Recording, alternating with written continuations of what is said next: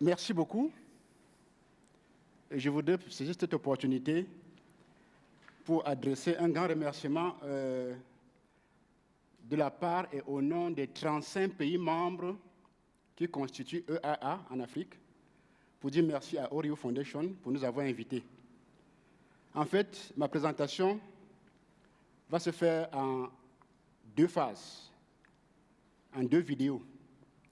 La première vidéo va présenter EAA dans sa globalité, va parler de secteurs spécifiques de l'eau et de l'assainissement, c'est notre secteur de compétences, et avec un accent particulier sur le volet assainissement. Et par rapport à cette rencontre, le volet assainissement offre un côté innovation.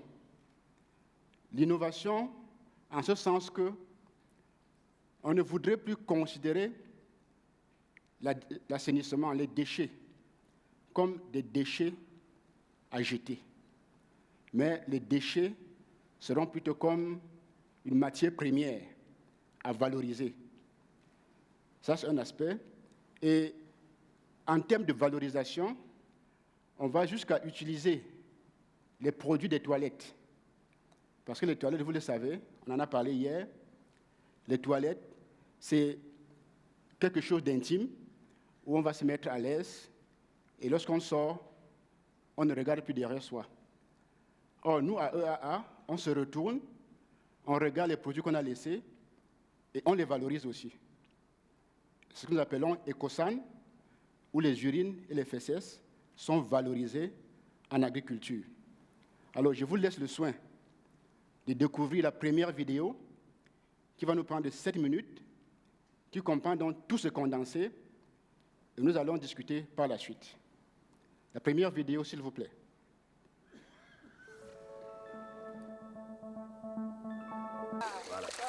La situation du secteur de l'eau et de l'assainissement sur le continent africain n'est pas reluisante.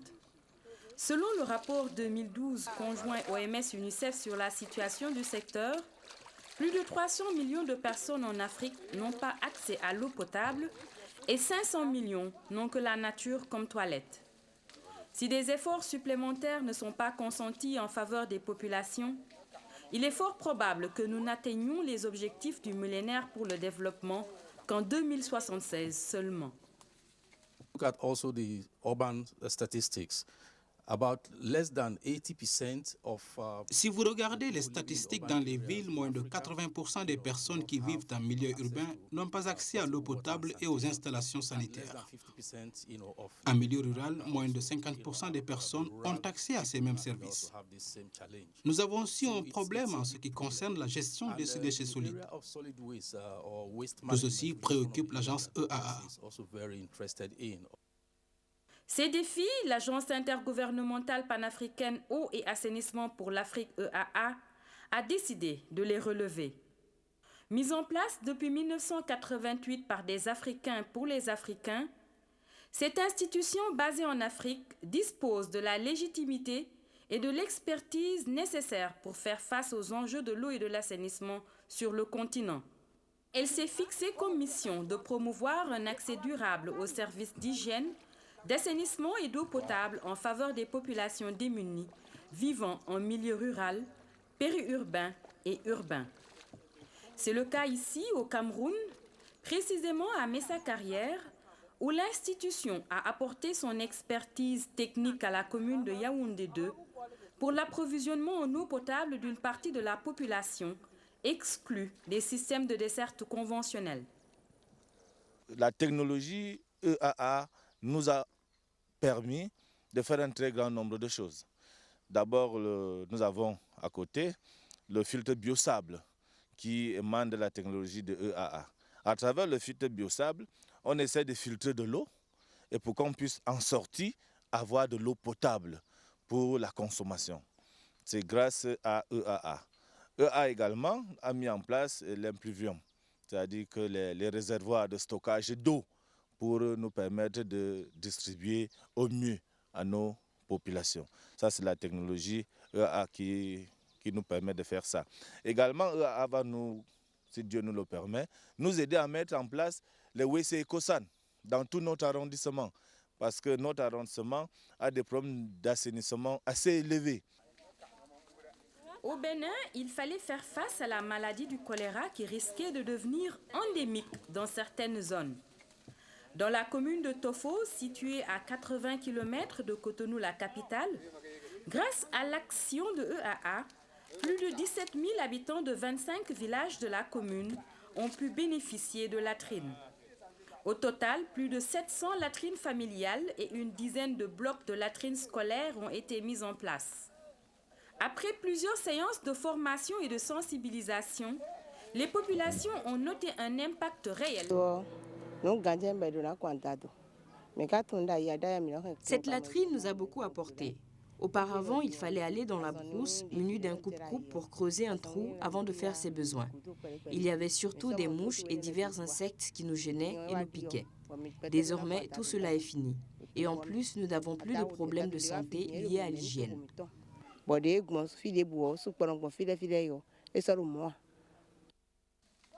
Plusieurs activités de ce genre ont été mises en œuvre dans 18 des 22 pays membres de l'institution en appui au programme des gouvernements. Avec comme credo la recherche constante de l'innovation, l'institution a également entrepris ces dernières années plusieurs travaux de recherche afin de proposer de nouveaux types de solutions. Au Burkina Faso, au Bénin, au Niger, au Congo ou au Togo, entre autres, EAA a expérimenté la réutilisation des sous-produits de l'assainissement en agriculture, ce qui a permis de révolutionner l'assainissement durable. On l'appelle latrine Ecosan parce que ça permet la séparation de l'urine et des fesses. Lorsqu'on urine dans la cabine, il y a un tuyau qui conduit l'urine de la cabine jusqu'à un bidon ici. Et les fesses sont recueillis dans une fosse derrière. Les excrétas sont totalement hygiénisés parce que l'on met après chaque défécation de la cendre pour que ça s'achève. Et lorsque le soleil tape les plaques chauffantes qui sont peintes en noir, là, ça concentre la chaleur et ça les assèche totalement. Au Sénégal, en collaboration avec le gouvernement et sur financement de la fondation Bill et Melinda Gates, EAA mène depuis début 2012 un projet de recherche sur la structuration du marché de la gestion des boues de vidange à Dakar. L'objectif de ce projet est d'améliorer l'accès à l'assainissement dans la banlieue de la capitale sénégalaise à travers l'éradication de la vidange manuelle qui constitue une pratique à haut risque pour la santé humaine. Nous voulons éliminer cette pratique pour amener les populations à se tourner vers donc, la vidange mécanique en faisant appel aux camions vidangeurs. Et pour cela, il va falloir que ce secteur, la vidange donc, mécanique, soit rentable, soit profitable pour les opérateurs, mais également soit accessible pour les communautés. Donc nous sommes en train de travailler sur un certain nombre de volets, notamment en essayant d'analyser le marché de l'assainissement au niveau de ces zones, en essayant de voir comment nous pourrons restructurer les prix d'accès donc pour les services de vidange mécanique et faire en sorte que ces coûts soient accessibles aux communautés. Tous ces projets sont certes de la première importance pour les populations défavorisées, mais leur impact pourrait être amoindri si la durabilité des infrastructures mises en place n'est pas garantie.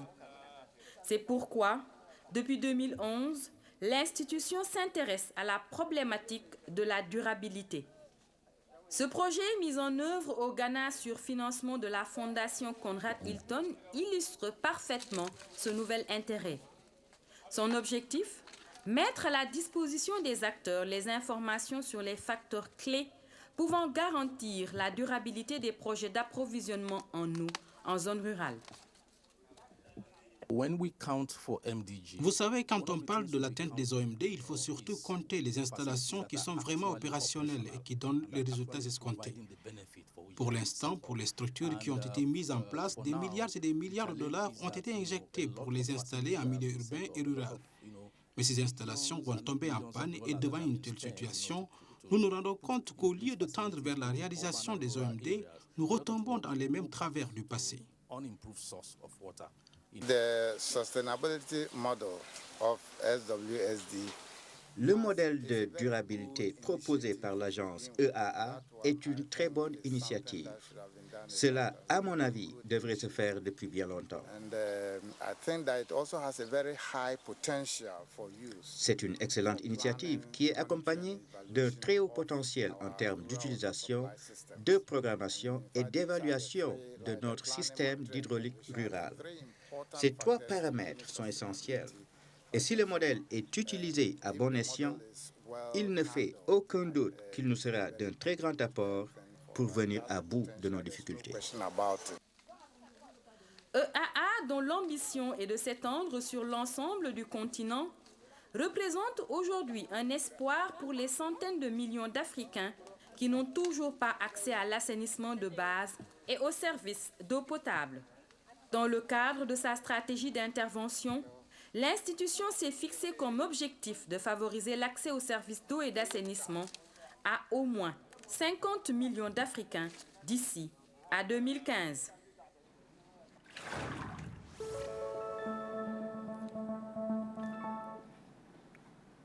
Voilà.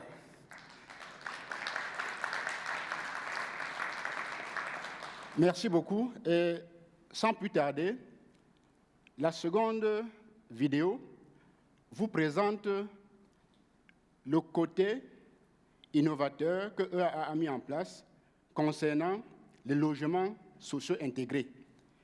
Il s'agit donc déjà, pour avoir sécurisé le volet eau et assainissement, il faudrait maintenant que ces dispositifs eau et assainissement soient dans des locaux également sécurisés. Parce que nous voyons aujourd'hui les catastrophes, les faibles inondations qui emportent les maisons, ce qui fait que c'est un problème sur lequel EAA s'est penché. Et c'est pour cela qu'on a mis en place le système d'habitat social intégré, c'est-à-dire qui intègre dès la construction les services d'accès à l'eau potable et à l'assainissement de base. Je vous laisse donc suivre la seconde diapositive vidéo. Même si l'Afrique demeure encore un continent majoritairement rural, la plupart des pays connaissent depuis le dernier cinquantenaire une urbanisation de plus en plus galopante. En effet, entre 1960 et 2010, la population totale en Afrique subsaharienne a triplé, au moment où les populations des villes ont été multipliées par 9. Dans la majorité des pays, cette situation a engendré une forte demande en logement, de loin supérieure à l'offre disponible sur le marché. Une situation critique, si l'on sait que selon de nombreux experts, la population des villes africaines va tripler au cours des 40 prochaines années. Consciente qu'un accès durable aux services d'eau et d'assainissement ne saurait se faire sans un habitat décent et pérenne, l'Agence intergouvernementale panafricaine eau et assainissement pour l'Afrique EAA se propose de vulgariser dans ses différents pays membres une technologie innovante de construction de logements durables à coût optimisé. L'ambition de l'institution est de mettre à la disposition des potentiels bénéficiaires des services durables d'eau et d'assainissement à travers un habitat moderne et futuriste, calqué sur des modèles de logement décents et abordables pour toutes les classes de revenus et les différentes catégories socio-professionnelles. La technologie EMEDU, puisque c'est d'elle qu'il s'agit, présente des atouts et potentialités particuliers et attractifs au plan technique, environnemental, sécuritaire et économique pour permettre de révolutionner le secteur de l'habitat en Afrique, en milieu urbain en particulier. Le procédé est simple et essentiellement basé sur l'utilisation de panneaux en polystyrène d'une épaisseur finie d'environ 15 cm, renforcés grâce à du fer galvanisé qui confère aux bâtiments leur solidité et leur résistance. Ces panneaux existent en plusieurs formats adaptés aux différents éléments architecturaux d'un logement, comme les chappes, les escaliers, les paliers, les dalles, les plafonds entre autres. Le système de production de ces panneaux se fait grâce à de la haute technologie automatisée qui favorise la standardisation des produits finis et garantit une meilleure qualité et une rapidité de production. Une fois ce processus bouclé, les panneaux sont prêts pour être acheminés vers les sites de production.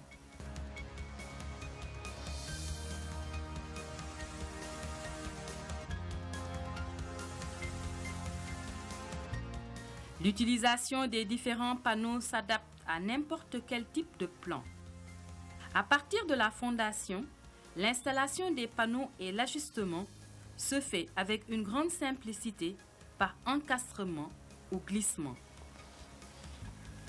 Une fois installés, les panneaux sont reliés entre eux et à la fondation grâce à un système de jointure ne nécessitant pas de matériel spécifique. Les outils traditionnels de construction pouvant valablement faire office. Les zones critiques comme les ouvertures de portes et de fenêtres, les angles sont consolidés avec des plaques supplémentaires de fer galvanisé afin de renforcer leur résistance. Dans le cas d'utilisation de panneaux doubles, les ouvertures sont également encastrées pour combler le vide entre les panneaux. L'installation des murs de séparation intérieure se fait également avec le même procédé. La position des escaliers se fait très facilement et leur structure déjà très solidifiée grâce au fer galvanisé est renforcée avec du béton.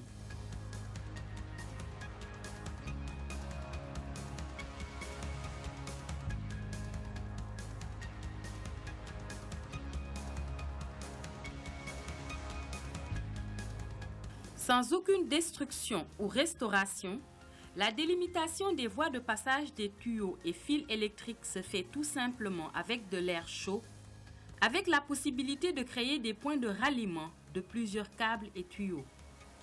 Les panneaux sont par la suite recouverts aussi bien à l'intérieur qu'à l'extérieur de 2 couches de matériaux conventionnels de construction comme le mortier ciment. Pour le cas particulier de l'utilisation des panneaux doubles, le matériau est également projeté entre les 2 plaques de polystyrène renforcées. Le respect de la qualité du béton utilisé et du temps de séchage est toutefois primordial pour garantir la qualité du bâtiment. L'installation des zones spécifiques comme les sols, les plafonds, les balcons et les corniches, qui constituent l'étape la plus délicate de la construction des maisons traditionnelles, est ici réalisée avec une grande facilité. Les différents panneaux utilisés sont par la suite recouverts de béton. À la suite de ces différentes étapes réalisées en un temps record, la maison est alors prête pour accueillir les travaux de finition tels que la plomberie et le sanitaire, de même que la peinture.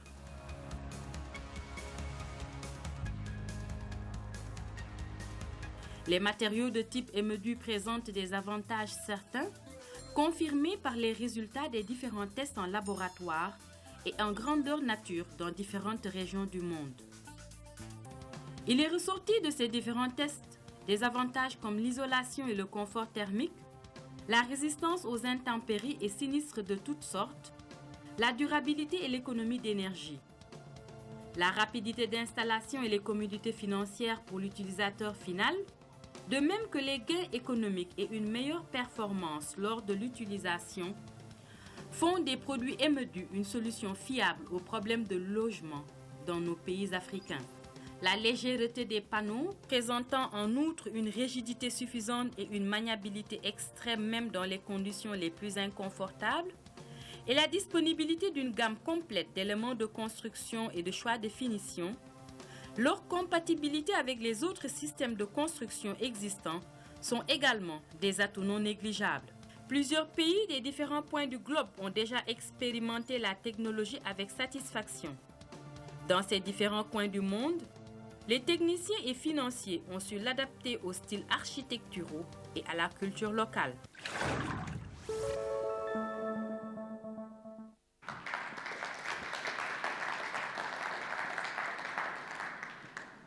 Merci beaucoup. Voilà donc le côté innovation sociale en matière d'assainissement et en matière d'habitat social intégré au sein des 35 pays que compte EAA en Afrique.